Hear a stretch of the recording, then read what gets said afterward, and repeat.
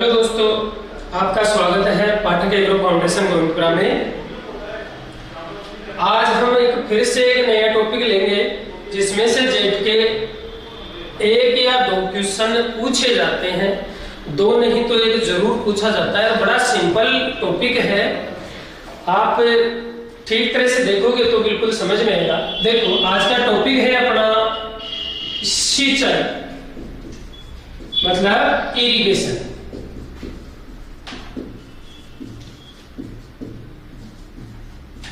सिंचाई या इरिगेशन। देखो, सबसे पहले बात ये होती है कि इरिगेशन या सिंचाई होता क्या है। तो सीधी सी भाषा के अंदर इसकी बात करते हैं तो हम कह सकते हैं पौधे की आवश्यक वृद्धि के लिए, पौधे की आवश्यक वृद्धि के लिए मृदा में उचित नमी बनाए रखना, और उस नमी को बनाए रखने के लिए जो कृत्रिम रूप से जल दिया जाता है वो सिंचाई कहलाता है। सीधी सी भाषा में हम कह सकते हैं पौधों की आवश्यक वृद्धि के लिए वर्षा के अतिरिक्त दिया गया जल सिंचाई कहलाता है। कौन सा कहलाता है? पौधों की आवश्यक वृद्धि के लिए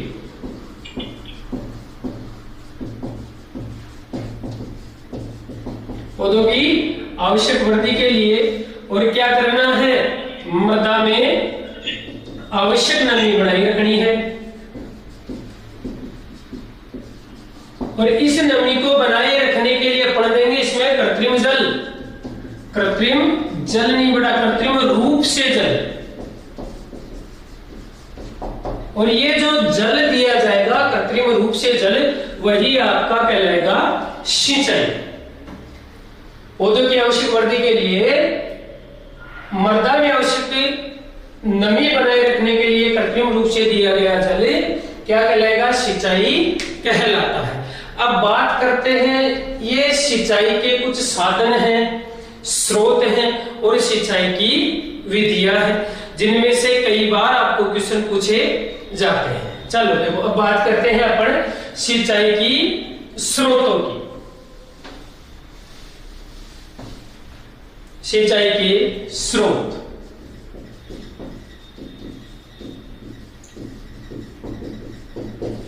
एक सिंपल तरीके से मैं समझाता हूं आपको इसको। मतलब सिंचाई के स्रोत, स्रोत का मतलब होता है जहां से जल को उठाया जाता है, जहां पर जल का अपने पास भंडार होता है। जिस जगह पर जल का भंडार होगा वो भंडार कहलाएगा सिंचाई का स्रोत। और ये जो स्रोत होते हैं ये दो प्रकार के होते हैं। सिंचाई के लिए जो स्रोत होंगे वो दो प्रकार के लिए होंगे। पहला स्रोत होगा और दूसरा। पहले की बात करते हैं तो अपन इसको धरातलीय बोल सकते हैं या पृष्ठीय बोल सकते हैं। धरातलीय स्रोत या पृष्ठीय स्रोत। दूसरे स्रोत की बात करते हैं तो भूमिगत स्रोत, मतलब वे जल भंडार जो धरातल की ऊपरी सतह पर पाए जाए वो धरातलीय या पृष्ठीय होंगे, और वे जल भंडार जो धरातल के नीचे पाए जाए वो भूमिगत कहलाएंगे। अब इस धरातलीय स्रोत के कई रूप हो सकते हैं, जैसे नहरें धरातल के ऊपर पाई जाती है, नदियां, तालाब, झरने, बावड़ियां, ये सभी के सभी क्या है? धरातलीय हैं, सारे के सारे। ठीक है। इसके अलावा अगर बात करें भूमिगत की, तो भूमिगत के अंदर जैसे कुएं, नलकूप, पाताल तोड़,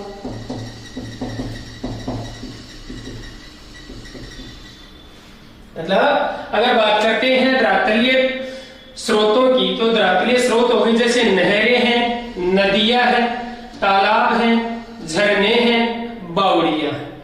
इसके अलावा भूमिगत स्रोत जैसे कुएं हैं, नलकूप है, पाताल तोड़ कुएं हैं। अब बात करते हैं एक एक के बारे में, देखते हैं। देखो, जैसे नहरें हैं, भारत में कुल क्षेत्रफल का लगभग 40% हिस्सा सिंचाई में काम लिया जाता है वो नहरों द्वारा लिया जाता है। भारत में कुल 40% जो सिंचाई की जाती है वो नहरों से की जाती है। कितनी? 40% नहरों से की जाती है। ये तो हुई भारत की बात। भारत में नहरों से सिंचाई की जाती है लगभग 40%। अगर अपन सिर्फ ओनली राजस्थान की बात करते हैं, पूछ लिया जाता है राजस्थान में नहरों से कितने प्रतिशत सिंचाई की जाती है, तो हम कह सकते हैं 32% एरिया में राजस्थान में किससे सिंचाई की जाती है? नहरों से सिंचाई की जाती है। अगर फिर हम बात करें, देखो ये इंपोर्टेंट है, नहरें इनमें सबसे ज्यादा इंपोर्टेंट मानी जाती है। तीसरी बात पूछ लिया जाए भारत में सिंचाई का प्रमुख स्रोत है नहर। भारत में सिंचाई का प्रमुख स्रोत है तो कौन सा है प्रमुख स्रोत? नहरें हैं। कौन सा है? नहरें। भारत में सिंचाई का प्रमुख स्रोत नहरें। ठीक है। अब देखो जो ये नहरें हैं इनका जो निर्माण किया जाता है वो इन नदियों पर किया जाता है। इन नहरों का निर्माण कहाँ किया जाता है? इन नदियों पर। इन नदियों के जल को रोककर इन पर क्या बनाई जाती है? बांध बनाई जाती है। इन नदियों के जल को रोककर इन पर बांध बनाई जाती है। बांध से निकाली जाती है आपकी क्या? नहरें। इनको रोककर क्या बनाते हैं? बांध, और बांध से निकालते हैं अपनी नहरें। भारत के अंदर सबसे ज्यादा जो नहरों द्वारा सिंचाई होती है, अगर उसकी मैं बात करता हूं, भारत के अंदर सबसे ज्यादा जो नहरों से सिंचाई होगी वो सिंचाई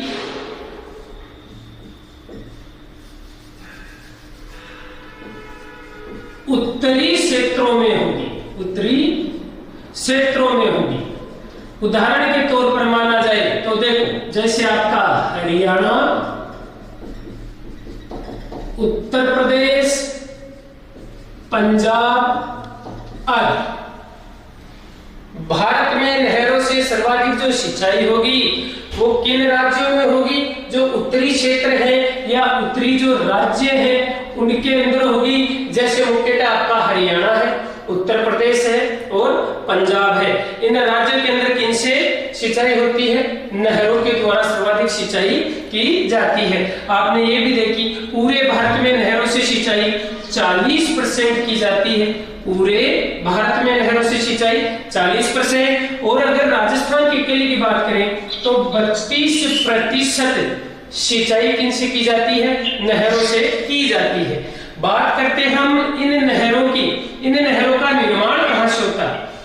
इन नहरों का निर्माण नदियों से होता है, क्योंकि नदियों के बहते हुए जल को रोककर उन पर क्या बनाई जाती है? बांध बनाई जाती है। और बांध बनाने के बाद में उनसे इनका निर्माण होता है? नहरों का निर्माण होता है। अब देखो ये नहरें भी दो प्रकार की होती हैं। एक बार मैं इसको मिटा देता हूं।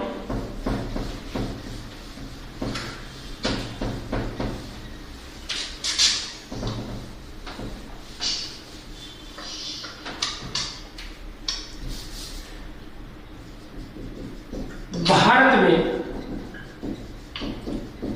नहरों से सिंचाई लगभग 40%।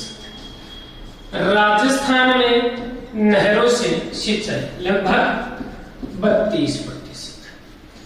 भारत में सर्वाधिक सिंचाई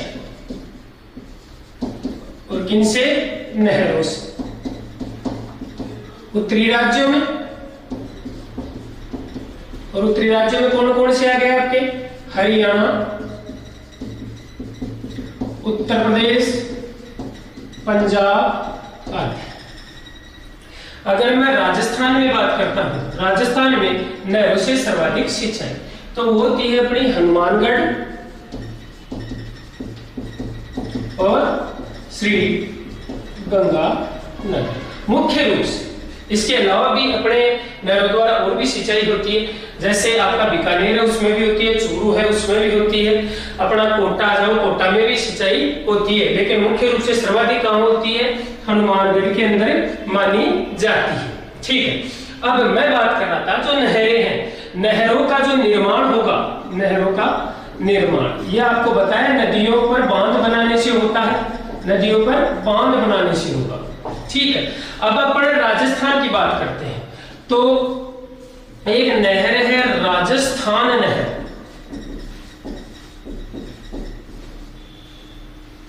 या कह लो आप इंदिरा गांधी।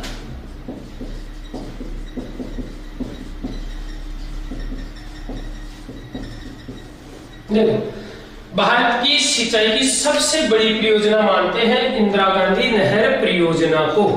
इस नहर का जो निर्माण हुआ है वो पंजाब में हुआ है। कहां पर हुआ इस नहर का निर्माण?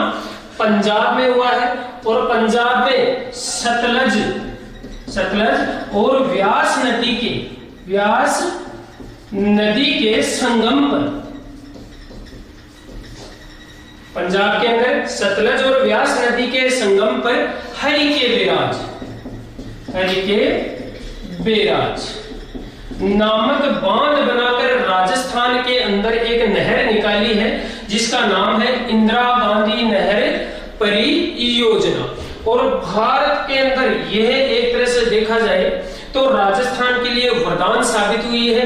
इस नहर से आपका हनुमानगढ़, श्री गंगानगर, बीकानेर, यहाँ तक कि चूरू तक भी इससे पानी आ चुका है।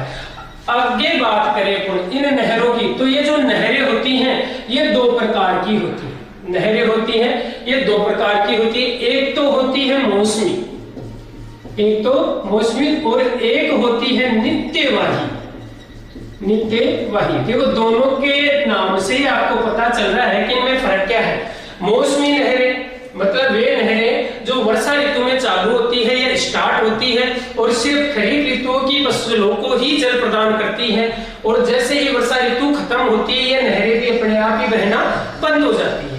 दूसरी नित्यवाही मतलब ये नहरें ऐसी नहरें हैं जो प्रत्येक दिन चलती रहती हैं, जैसे अपन ने बात की इंदिरा गांधी नहर की। ये कौन सी है नहर? नित्यवाही नहर है। ये हुई अपनी बात नहरों की। पहली बात भारत में सब चलो, जैसा कि मैंने पहले पढ़ ली थी सिंचाई के जो पृष्ठीय थे स्रोत उनके बारे में, अभी पढ़ते हैं पर सिंचाई के भूमिगत स्रोत। सबसे पहला कुएं। भारत में सबसे ज्यादा जो कुओं द्वारा सिंचाई होती है वो राजस्थान राज्य में की जाती है। और राजस्थान की बात करते हैं तो राजस्थान में मुख्यतः जयपुर, अलवर और भरतपुर जिलों के अंदर सबसे ज्यादा किससे सिंचाई की जाती है? कुओं द्वारा सिंचाई की जाती है। दूसरी अपन बात करते हैं नलकूप। देखो भूमि के धरातल पर छिद्र करके उसमें लोहे के या प्लास्टिक के पाइप डालकर पंप सेटों से जल उठाया जाता है, उसे कहा जाता है नलकूप। इन नलकूपों की जो गहराई होती है वो सामान्य से बहुत ज्यादा अधिक हो सकती है, और सिंचाई का यह सबसे सर्वोत्तम कह सकते हैं सबसे प्रसिद्ध साधन है। और इनमें जो जल उठाया जाता है वो पंप सेटों के द्वारा निकाला जाता है। कभी पूछा जाए सिंचाई के जो स्रोत है उनमें सबसे ज्यादा दक्ष साधन या ऐसा कौन सा साधन है जो सबसे अच्छा है या जो लोकप्रिय है, तो वो कौन सा साधन है? नलकूप माना जाता है। फिर बात करते हैं पाताल तोड़ कुएं की। देखो इसका नाम पाताल तोड़ है, लेकिन यहाँ पर तोड़ा वोड़ा कुछ नहीं जाता। इन कुओं की जो गहराई होगी वो अपेक्षाकृत कम होती है, नाम इनका पाताल तोड़ है, जबकि इसकी गहराई जो होगी वो सामान्य से क्या होती है? कम होती है। इन कुओं का निर्माण ऐसे क्षेत्रों में किया जाता है जिन क्षेत्रों के अंदर जो भूमिगत जल है वो ऊपर हो, या फिर कह सकते हैं वे क्षेत्र जहां पर जल की मात्रा बहुत ही ज्यादा होती है, उन क्षेत्रों में कुओं का निर्माण किया जाता है। मुख्य रूप से इन कुओं का निर्माण तराई वाले क्षेत्रों में किया जाता है, और भारत में सबसे अधिक इन कुओं को देखा जाए तो उत्तर प्रदेश जो राज्य है उसके अंदर ये कुएं सबसे ज्यादा प्रचलित है। इन कुओं के अंदर स्वतः ही अपने ही दबाव से जल बाहर आने लगता है। क्वेश्चन पूछा गया इसमें से, पाताल तोड़ कुओं की गहराई सामान्य से होती है कम या अधिक या मध्यम? तो इसका आंसर क्या आएगा? कम। पाताल तोड़ कुओं की जो गहराई होगी वो कम होगी। तराई वाले क्षेत्रों में इन कुओं का निर्माण होगा, मुख्यतः उत्तर प्रदेश में होते हैं, और स्वतः ही अपने ही दबाव से क्या आता है, इनमें जल आता है। ये हुई सिंचाई के भूमिगत स्रोतों की बात। अब आगे चलते हैं और देखते हैं इनकी विधियां।